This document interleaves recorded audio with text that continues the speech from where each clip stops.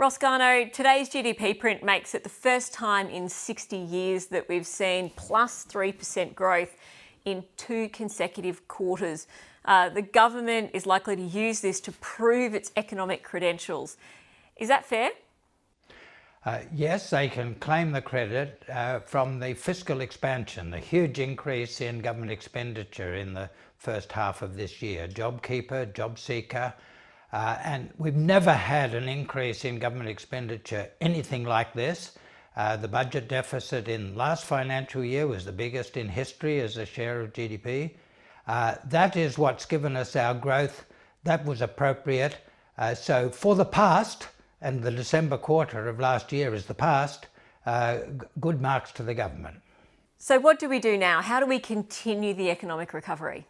Still got to run very big budget deficits, but the balance should shift away from supporting consumption and domestic demand towards improving the competitiveness of our trade-exposed industries. And in my book, I emphasize 2 things that are necessary for that. First is getting the balance between monetary and fiscal policy right.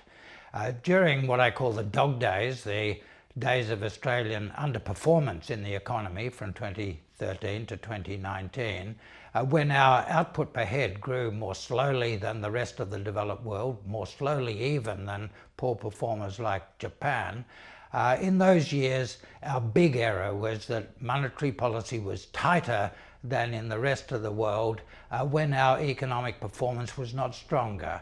That led to an artificially high exchange rate. My second big suggestion is a change in the basis of corporate taxation, away from standard accounting definitions of corporate income, which has been the basis of our company tax up till now, towards a tax on cash flow, so that companies that are investing, innovating, taking risks, are fully rewarded, get immediate and full deductions for all of their expenditure, including capital expenditure, and more of the burden is shifted on companies that are sitting on their laurels, earning rents, not investing, not innovating. In your book, you're critical of our economic institutions, particularly the Reserve Bank, and you call for the creation of an economic stability board that would have responsibility for managing monetary and fiscal policy levers. Firstly, why are you so critical of the RBA, and how do you see an economic stability board working? I'm critical of the RBA because they ran tighter monetary policy than the rest of the developed world when our economy wasn't stronger. And as a result, we never reached full employment, and we didn't reach our inflation targets in the years leading up to the pandemic. The Economic Stability Board would have powers not over details of resource allocation, but to shift the average rates of taxation within a range, within a legislated range, up or down, so that we can get a balance between fiscal tightening and monetary tightening when we need to pull back on expenditure once we've reached full employment. If we rely on monetary policy alone, high interest rates alone, then that will deter not only production in the export and trade exposed industries in future when we're raising interest rates and the exchange rate, but it will deter investment now, because if companies now anticipate that we'll be relying on higher interest rates to pull back demand once we reach full employment, they'll take into account that we'll have a higher exchange rate then, and they won't invest. What risk to the economy is a lack of action on the policy front? Around a month ago, the Prime Minister said at Press Club that he wouldn't attempt any major policy reform or ambitious policy, labelling them vanity projects. Does that put our recovery at risk? Oh, it's not just a risk, it's a certainty that we'll go back to the dog days.